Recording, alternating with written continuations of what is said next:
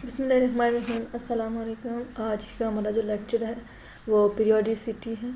ठीक है, पीरियोडिसिटी किसको कहते हैं कि पीरियोडिक टेबल को मद्देनज़र रखते हुए जो भी चेंज आता है किसी भी एटम या एलिमेंट के अंदर, जो भी उसका चाहे वो केमिकल चेंज है और या उसकी फ़िज़िकल स्ट्रक्चर में जो चेंज आता है उसको हम क्या कहते हैं, पीरियोडिसिटी कहते हैं। ठीक है, पीरियोडिसिटी में सबसे पहले जो हमारे पास चीज़ है वो है atomic size and atomic radius. क्या होता है बेसिकली एटॉमिक साइज़ क्या होता है कि half of the distance between the nuclei of the two bonded atom refer to as atomic radius.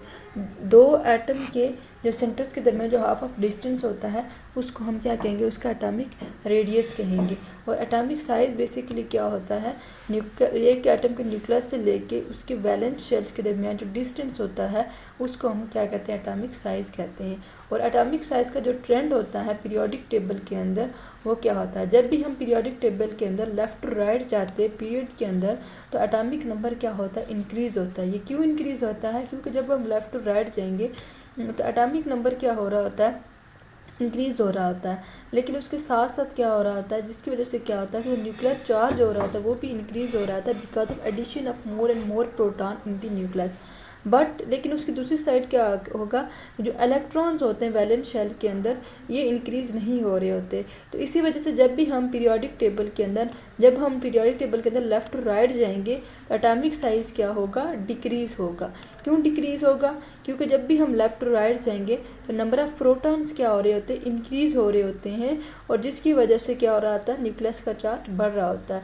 जो जो न्यूक्लियस का चार्ज बढ़ेगा तो न्यूक्लियस की जो अट्रैक्शन होगी वैलेंस शेल इलेक्ट्रॉन की तरफ वो क्या होगी, ज़्यादा होगी। और जिसकी वजह से वो क्या होगा, एटम का जो साइज़ होगा लेफ़्ट टू राइट डिक्रीज़ होता जाएगा।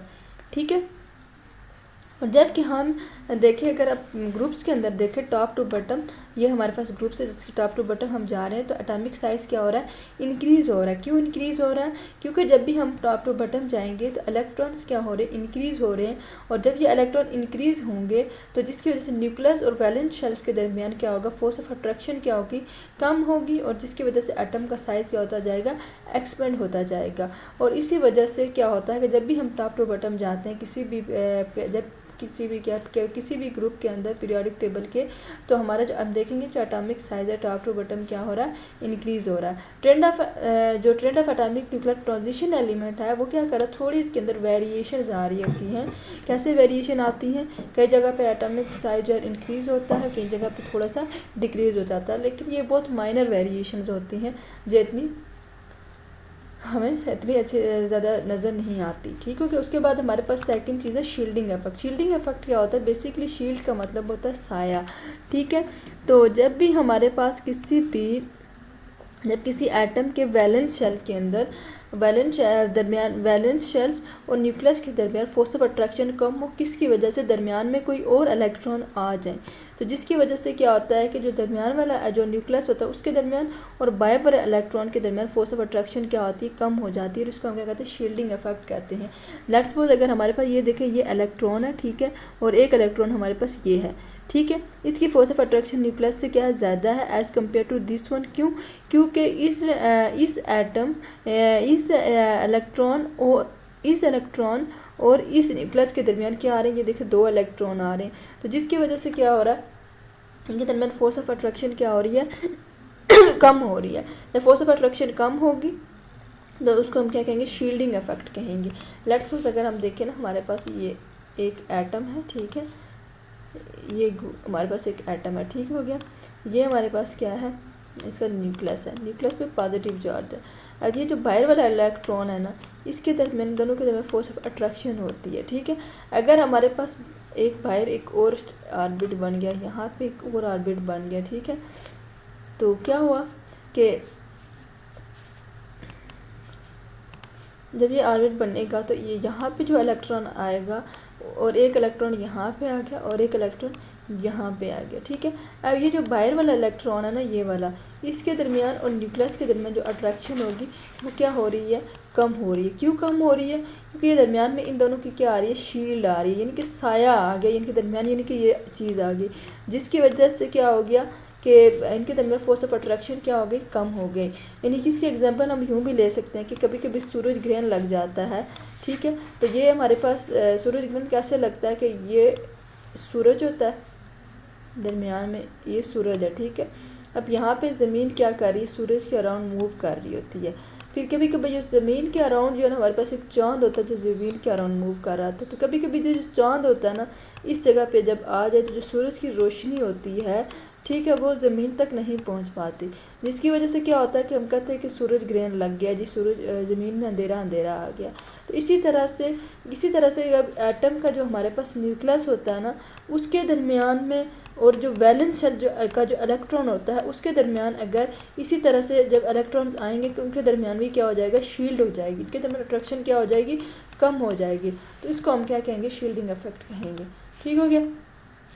अब शील्डिंग इफेक्ट हम देखें तो पीरियोडिक टेबल में शील्डिंग इफेक्ट क्या हो रहा है, इंक्रीज़ हो रहा है। जैसे कि हमने पहले भी ऊपर पढ़ा था, जब भी हम पीरियोडिक टेबल के टॉप टू बटम जाएंगे तो नंबर ऑफ इलेक्ट्रॉन क्या हो रहे हैं, इंक्रीज़ हो रहे हैं। जब नंबर ऑफ इलेक्ट्रॉन इंक्रीज़ होंगे तो डेफिनेटली शील्डिंग इफेक्ट भी इंक्रीज़ होगा।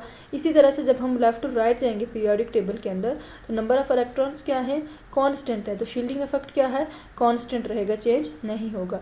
उसके बाद हमारे पास सेकंड चीज़ है आयनाइजेशन एनर्जी है।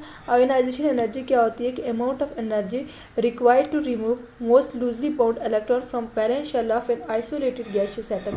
हमारे पास एक आइसोलेटेड गैसियस एटम है और उसके वैलेंस शेल से एक इलेक्ट्रॉन को रिमूव करने के लिए हमें जितनी एनर्जी चाहिए होगी और उसको हम क्या कहते हैं, आयनाइजेशन एनर्जी कहते हैं। अब आयनाइजेशन एनर्जी जो होती है, जब हम लेफ्ट टू राइट जाते हैं पीरियोडिक टेबल के अंदर पीरियड्स के अंदर, तो लेफ्ट टू राइट जो आयनाइजेशन एनर्जी होगी वो क्या होगी, इंक्रीज होगी। जैसा कि हमने पहले भी पढ़ा था कि जब भी हम पीरियोडिक टेबल के अंदर लेफ्ट टू राइट जाएंगे तो आयनाइजेशन एनर्जी का क्या होगा, इलेक्ट्रॉन के न्यूक्लियस के अंदर जो नंबर ऑफ प्रोटॉन्स हैं वो इंक्रीज होंगे। इट्स में जब भी हम लेफ्ट टू राइट जा रहे हैं तो न्यूक्लियस के अंदर पॉजिटिव चार्ज क्या हो रहा है, बढ़ रहा है। जब पॉजिटिव चार्ज बढ़ेगा तो क्या होगा, डेफिनेटली न्यूक्लियस की फोर्स ऑफ अट्रैक्शन ज़्यादा होगी। जब न्यूक्लियस की फोर्स ऑफ अट्रैक्शन ज़्यादा होगी इलेक्ट्रॉन्स की तरफ तो फिर उन्हें बहुत ज़्यादा मजबूती से अपनी तरफ खींच के रखेगा। फिर उस न्यूक्लियस से हमें इलेक्ट्रॉन्स को रिमूव करना मुश्किल होगा, तो हमें ज़्यादा एनर्जी चाहिए होगी उस इलेक्ट्रॉन को रिमूव करने के लिए। तो इसीलिए जब भी हम पीरियोडिक टेबल के अंदर लेफ़्ट टू राइट जाएंगे तो आयनाइजेशन एनर्जी क्या होती है, इंक्रीज़ होती है। लेकिन जब भी हम ग्रुप्स में टॉप टू बॉटम जाएंगे पीरियोडिक टेबल के अंदर तो आयनाइजेशन एनर्जी क्या होगी, डिक्रीज़ होगी। क्यों डिक्रीज़ होगी, क्योंकि हमने पहले भी पढ़ा था कि जब भी हम टॉप टू बॉटम जाएंगे तो नंबर ऑफ इलेक्ट्रॉन इंक्रीज़ हो रहे हैं, लेकिन न्यूक्लियस का चार्ज तो वैसा कि वैसा ही है। जब इलेक्ट्रॉन इंक्रीज़ होंगे शील्डिंग इफेक्ट भी बढ़ जाएगा, तो वैलेंस इलेक्ट्रॉन और न्यूक्लियस के दरमियान फोर्स ऑफ अट्रैक्शन क्या हो जाएगी, कम हो जाएगी। तो हमें कम एनर्जी चाहिए होगी इलेक्ट्रॉन्स को उसमें से रिमूव करने के लिए।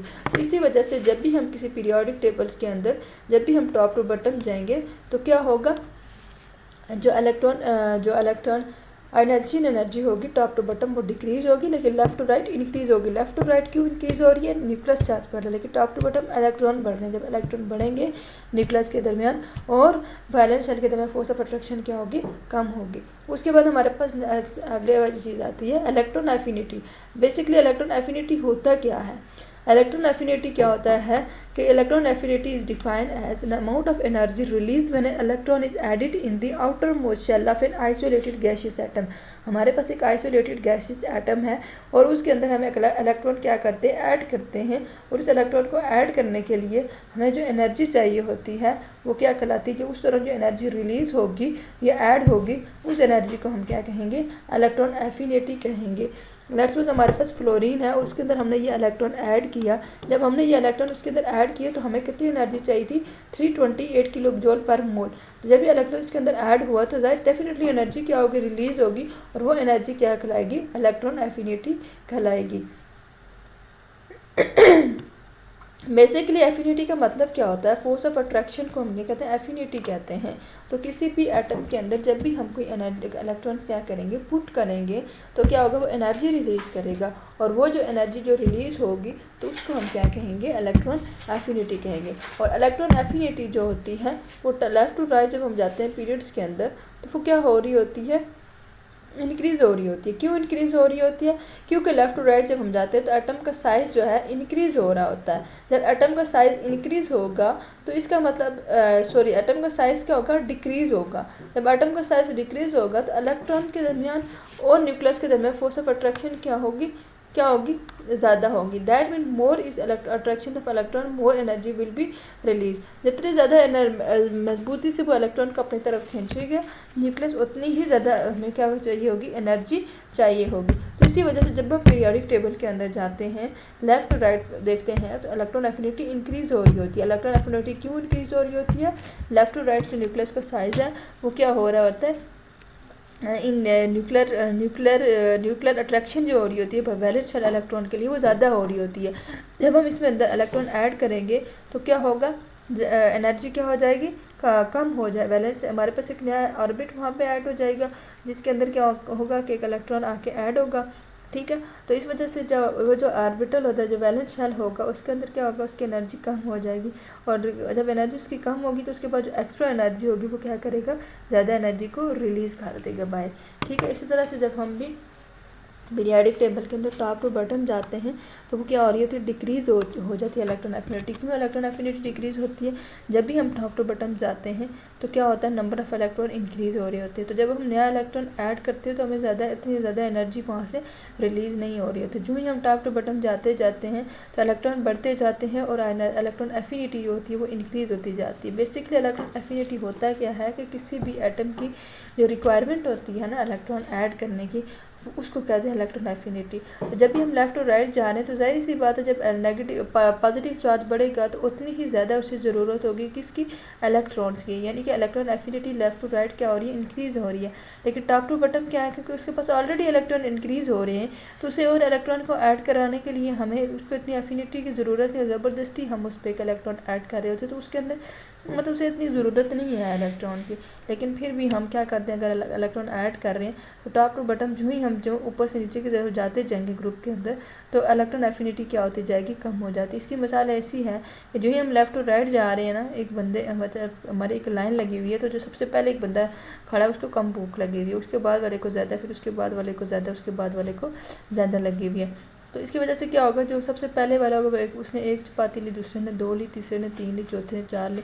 तो इसी तरह से जब भी हम पीरियोडिक टेबल के अंदर लेफ्ट टू राइट जाते हैं तो उसके अंदर जो इलेक्ट्रॉन्स को ऐड करने की कैपेसिटी होती है वो बढ़ती जा रही होती है।